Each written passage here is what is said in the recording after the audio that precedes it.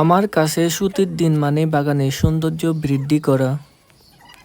তাই বিজ্ঞানীকে সাথে নিয়ে প্লাস্টিকের টবগুলোকে রং করা শুরু করলাম।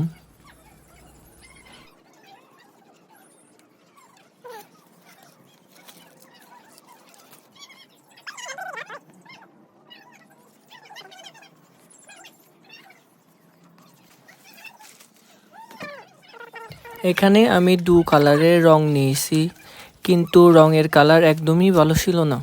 গছতে গছতে আদামোড়া হয়ে যাচ্ছে, তারপরেও মানে রঙের কালার ফুটে ওঠেনি।